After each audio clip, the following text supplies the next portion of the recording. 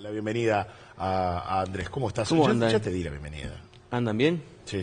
Estaba escuchando muy atento, Mario, todo lo que estábamos diciendo. La verdad que sí, muy interesante, Estuvo muy lindo, estuvo muy lindo. Así que me voy a quedar pensando hoy después las cosas que quedan pendientes. Sigan escribiendo a Facebook y a Twitter, que vamos a seguir compartiendo mensajes y vamos a lograr que Sole y Fede también nos digan las otras cosas restantes que les quedan por hacer. Bien. Bueno, no vamos a meter derecho. Trajiste el Código Penal, preciosa edición. Ando con el código por tres, sí. Y exactamente, y vamos a hablar de la responsabilidad de los adultos cuando la acción delictiva la cometen menores. En realidad nos metemos en los temas de la omisión. De la omisión. La omisión. Me meto en eso primero para entender qué es. Perfecto. El código y los delitos lo que hacen es mandar a no hacer algunas cosas que son las más de las cosas, ¿verdad? No mate, no robe, no estafe. Eso es lo que el código le está diciendo cuando le pone un delito que le castiga esas cosas. Pero en otros casos le dice haga tal cosa. Entonces castiga la sola omisión. O sea, ese no hacer está penado.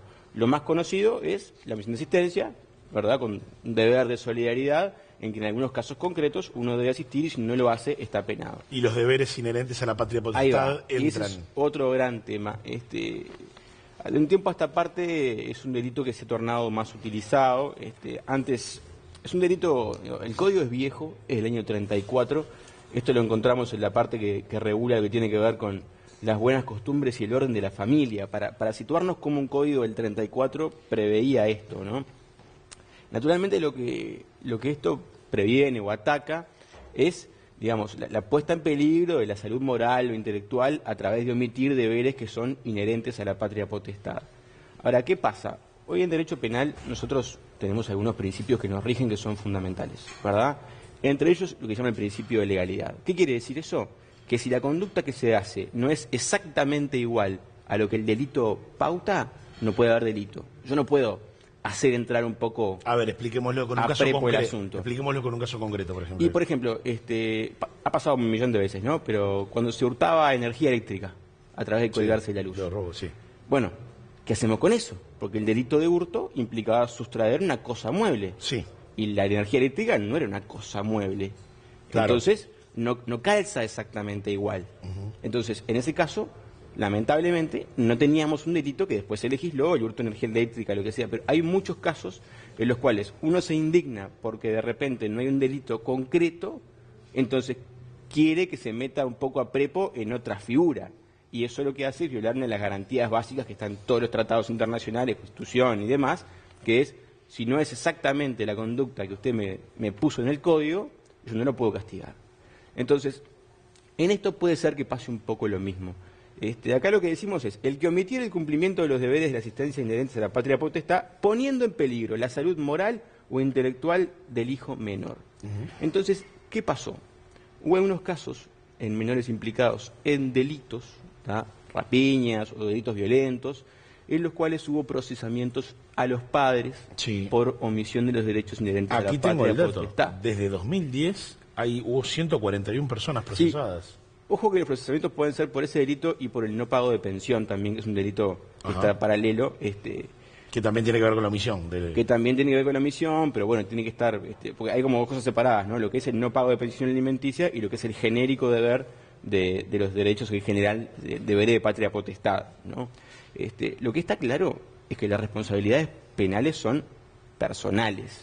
Yo no puedo, porque estamos indignados con padres que de repente no tienen los valores educativos hacia sus hijos que cualquiera le gustaría, esos hijos delinquen, no por eso tenemos que estirar este artículo hasta hacer entrar en responsabilidad a los padres por esas actitudes de los hijos. O sea, tienen que pasar lo que dice acá, tiene que haber una omisión a los deberes que la propia ley pauta en materia de patria potestad, que genere una puesta en peligro de salud moral o intelectual del menor.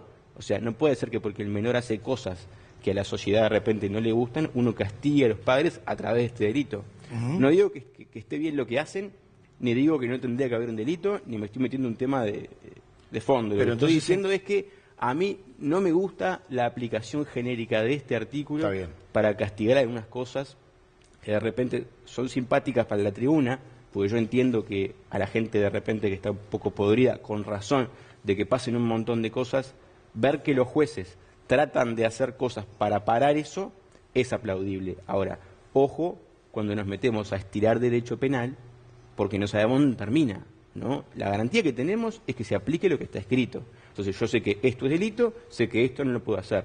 Lo que no puede pasar es que yo haga esta conducta y no sepa que me van a aplicar después. ¿Este artículo se mantiene para lo que será la nueva versión del Código de Proceso Penal? Sí, creo que no se toca. No, el Código de Proceso ya Ya está redactado. Está aprobado. Lo que está en discusión es el nuevo Código Penal, que está en el Parlamento. Yo creo que esto no se toca. Igual no es un delito que se aplique en general demasiado, ¿verdad? Nuestra vedette de los códigos son los de propiedad. Hurto, rapiña, copamiento. Pero ¿y en qué caso se aplica tal como lo acabas de leer ahora? Para poner un ejemplo concreto también. Y bueno, en estos casos, yo no habría que ver alguna sentencia más concreta, pero pongámosle que el día de mañana ocurre algo en una casa por violencia doméstica de uno de los padres. Ese padre va a responder por violencia doméstica, pero de repente hay una madre que no denuncia eso. Ajá. O que no toma los recaudos necesarios para que eso deje de ocurrir, y eso pudiendo hacerlo. Tiene consecuencias. Y esto podría entrar sobre esto, ¿verdad? Porque Claro. está poniendo en peligro la salud moral e intelectual, porque uno de sus deberes es proteger, tiene condiciones para hacerlo, y podrá tener incluso responsabilidad directa por omisión en el delito del otro padre. Quizás responda por omisión por violencia doméstica, o pueda responder por omisión por un delito de este estilo, de omisión en los deberes de la patria potestad. Y no es un atenuante en ese caso, por ejemplo, para esa mujer, el hecho de ser también sometida a violencia verbal o Sin psicológica. duda, habrá que ver el caso. Lo que estoy diciendo es un caso en que no sometida a violencia, igual decida apañar. Ahí está, para por cubrir, proteger, encubrir. Sí. A riesgo de la propia salud del niño. Es un caso al barrera a modo de ejemplo. Sí, ¿no? sí, un ejemplo. Esto es cada caso concreto, es cada caso concreto. Y en cuanto al tema de las pensiones que conversábamos hoy, hay un alto porcentaje de no pago de pensiones alimenticias de padres a madres, y bueno, cada vez más también al revés, ¿no? Porque la sociedad se ha ido igualando un poco en materia de género. Incluso hace poco hubo una sentencia que obligó a una madre a rendir cuentas de cómo usaba el dinero de pensión, a pedido de un padre que prestaba esa pensión alimenticia. Hay muchos casos de no pago. Y naturalmente yo entiendo que puede haber mucha indignación por padres que no pagan, pero esto no puede convertirse en prisión por deudas, ¿verdad? Naturalmente, en caso de apremio económico justificado, no aplicamos un delito de no cumplimiento de pensión alimenticia, porque claramente y cada vez nos damos más cuenta que el derecho penal y el castigo y la represión no son siempre la mejor respuesta para las cosas, quizás son la peor. O sea, si una familia tiene un problema económico, ya sea con padres juntos o separados, quizá criminalizar y castigar penalmente a un padre que es genuinamente incumplidor o que tiene un problema económico no sea la mejor respuesta para que esa solución, para que esa, digamos, situación cambie. O sea, meterlo preso no le va a generar mejores condiciones al niño. Ni hacer cumplir con lo que le corresponde. Claro, entonces al final el remedio termina siendo peor que la enfermedad. Entonces estamos buscando un derecho penal simbólico, eso quiere decir que yo lo amenazo con esto para que usted haga esto, pero en realidad yo no quiero aplicarle esto, porque yo quiero que usted cumpla con su obligación. Y no está para eso el derecho penal. El derecho penal es claro, tiene que ser legislado y aplicado con claridad, no una especie como de arma o mensaje de amenaza para que uno no haga, pero en realidad después yo no se lo aplico porque termina siendo peor. Entonces, en estos temas creo que tenemos que sincerarnos y empezar a pensar que es mucho más práctico y mucho más funcional ocurrir por caminos de tono más social de otras áreas del Estado que tienen que ver cómo colaboran para que lo que se legisla se pueda cumplir y no el liso y llano castigo máximo de derecho penal. Entonces, en materia de delitos de omisión y en materia de patria potestad tenemos mezclados todos los temas de familia, donde intervienen otro montón de factores, ¿no? Claro. Andrés, y yo pensando en este número, ¿no? Estas 141 personas desde 2010. Me imagino que los casos varían desde ya, pero ¿ha ocurrido el caso de procesamiento de padres por acciones delictivas de hijos? Hubo un caso en Maldonado, en su momento, sonado, con la jueza Graciuso en aquel momento, que hoy es asesora de la Intendencia de Maldonado. Hubo un caso en Salto, que yo recuerdo también. Tenía que ver un poco con un arma que era de los padres en aquel momento, usada para la rapiña, pero a juicio personal no cuadraba literalmente en el artículo. Era un poco quizá forzado en el sentido de decir, bueno, yo quiero responsabilizar a los padres porque entiendo que no puede ser que esto pase. Yo entiendo la indignación, e entiendo lo que puede generar en la gente, pero me da muchísimo miedo el uso del derecho penal aplicando conceptos subjetivos de indignación o justicia sociales. O querer enviar una señal. O querer los jueces enviar una señal a la población a través de un uso no tan literal del texto de la ley, y ahí creo que ya nos metemos en que cada uno aplique lo que le parece. A mí me parece interesante que la gente tenga claro hasta dónde llega la responsabilidad, y que esto no es si usted no paga la pensión es cárcel y si su hijo delinque es cárcel para usted. No debería ser tan así, por lo menos. No quiere decir que haga usted todo lo que quiera, que no va a pasar nada, tampoco. Pero es bueno tener claro cuál es el alcance en materia delictiva de esto. Nos hacen alguna consulta puntual de los televidentes, por ejemplo, ¿qué tiene que ver, qué ocurriría en el caso de que un hijo ejerza violencia sobre su madre o padre?